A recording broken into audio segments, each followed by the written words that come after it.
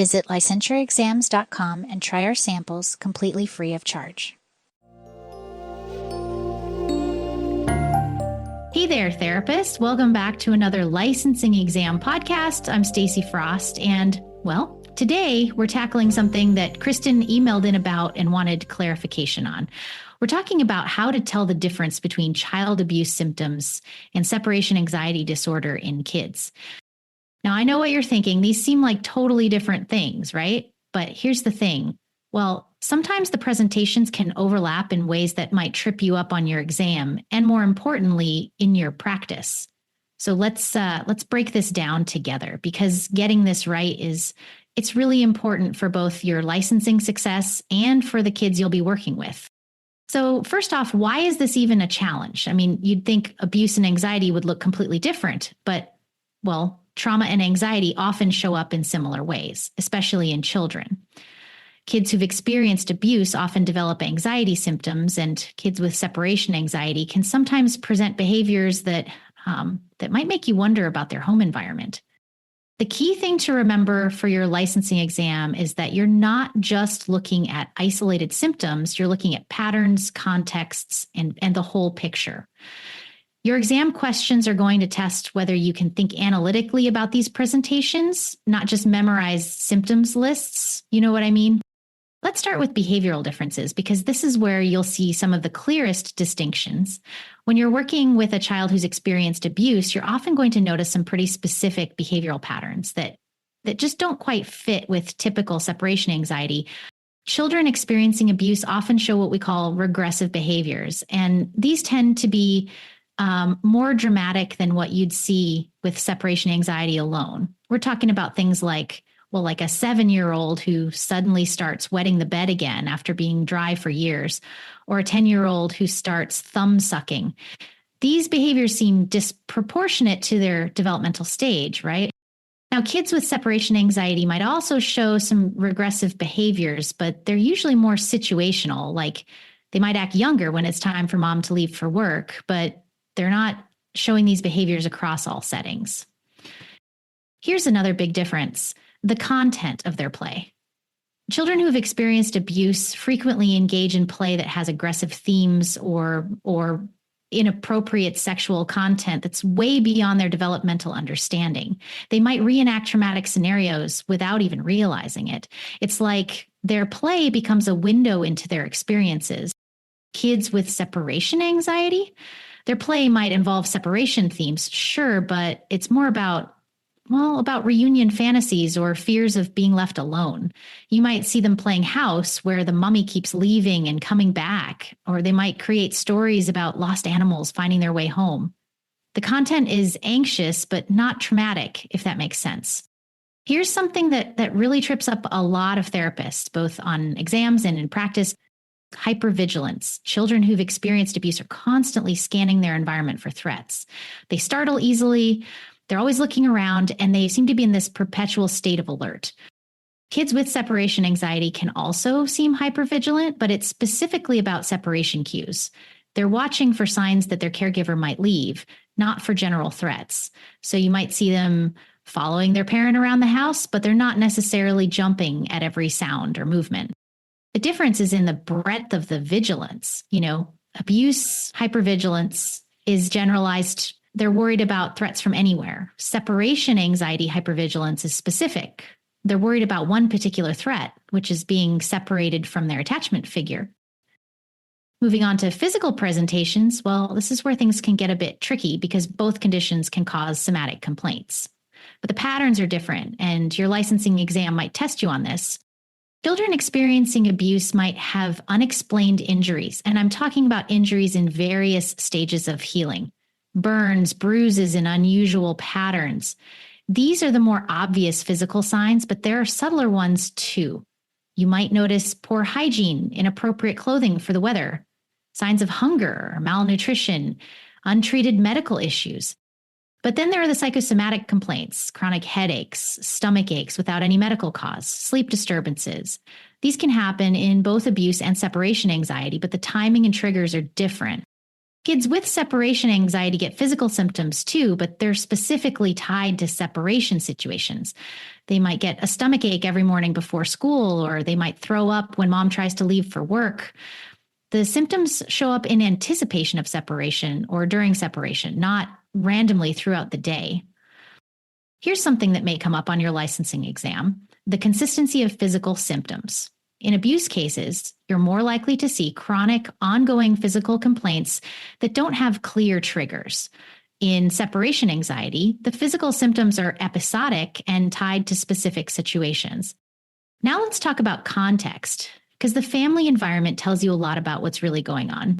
When abuse is happening, you often see concerning family patterns. There might be social isolation. The family doesn't have many connections to the community. You might notice inappropriate role expectations, like a 6-year-old who's responsible for taking care of younger siblings or doing all the household cleaning.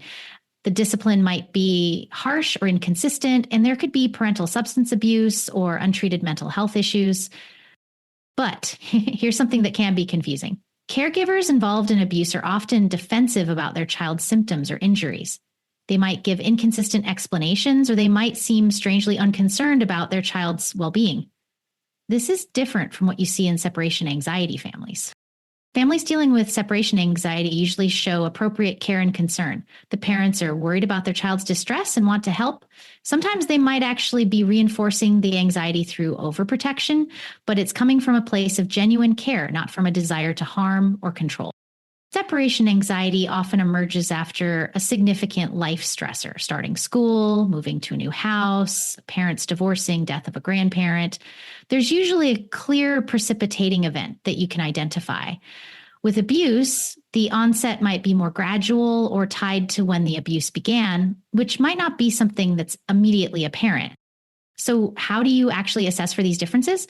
First, you want to gather information from multiple sources. Don't just rely on what the child or the parent tells you. Talk to teachers, daycare providers, other family members if possible. Children experiencing abuse might show different behaviors in different settings, while kids with separation anxiety are usually more consistent across environments where their attachment figure is present. When you're doing behavioral observations, pay attention to how the child interacts with different adults. A child who's experienced abuse might show fear or withdrawal from certain types of adults, or they might be indiscriminately friendly with strangers, which can be a red flag. Kids with separation anxiety usually show clear preferences for their attachment figures, but can warm up to others when their safe person is nearby.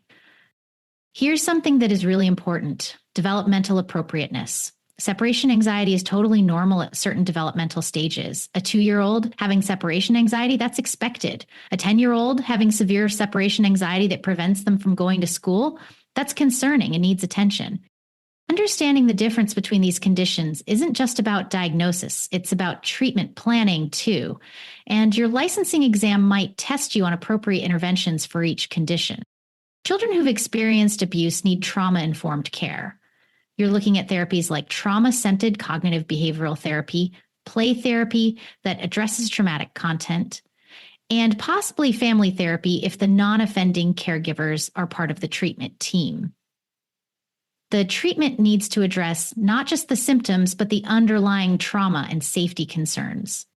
Separation anxiety disorder responds well to different approaches: cognitive behavioral therapy that focuses specifically on separation fears, gradual exposure to separation situations, and parent training to help caregivers respond appropriately to their child's anxiety without reinforcing it. The prognosis is different too. Separation anxiety disorder, when treated appropriately, often has a really good prognosis. Kids can learn to manage their anxiety and develop healthy coping skills. The recovery from abuse trauma is, well, it's more complex and longer term. And it depends on a lot of factors like the severity and duration of the abuse, the child's resilience, and the support system available. Let me tell you about some common scenarios that may appear on your exam, because these are the ones that trip people up most often. You might come across a case study about a child exhibiting regression, sleep problems, and clingy behavior. The question might ask you to identify the most likely diagnosis or the most appropriate first intervention. The key is looking at the specificity of the symptoms and the context. If the child's problems started after a specific stressor and are mainly about separation, you're probably looking at separation anxiety. If there are unexplained injuries, developmental delays, or behaviors that seem way out of proportion to any identifiable stressor, you need to think about abuse. Here's a common pitfall: assuming that children from good families can't be experiencing abuse. Abuse happens across all socioeconomic levels, all family types, and all communities. Don't let your assumptions about what an abusive family looks like cloud your clinical judgment. Another pitfall is thinking these conditions are mutually exclusive. A child can have separation anxiety disorder and also be experiencing abuse. In fact, children who are being abused by someone outside their primary attachment relationship might develop separation anxiety as a way of staying close to their safe caregiver. So, as we wrap up today's episode, let me leave you with some key takeaways for your licensing exam. Remember that these conditions can look similar on the surface, but the context, timing, and specificity of symptoms are what help you differentiate them. For your exam prep, make sure you understand not just the symptom lists, but the patterns and contexts. Practice with case studies that present complex scenarios where multiple diagnoses might be possible. And always remember that when child safety is a concern, that takes priority over everything else. The licensing exam is going to test your ability to think critically about these presentations, not just recognize textbook symptoms. So practice thinking through the decision-making process. What additional information would you gather? What would your next steps be? How would you ensure safety while conducting your assessment? Most importantly, remember that in real practice, you don't have to figure everything out immediately. Consultation, supervision, and taking time to gather thorough information are all appropriate and professional responses when you're dealing with complex presentations. That's all for today's episode. Keep studying, keep practicing, and remember, you've got this. Your licensing exam is just one step on your journey to helping kids and families, and understanding these diagnostic challenges is going to make you a better therapist. Thanks for listening, and remember, it's in there.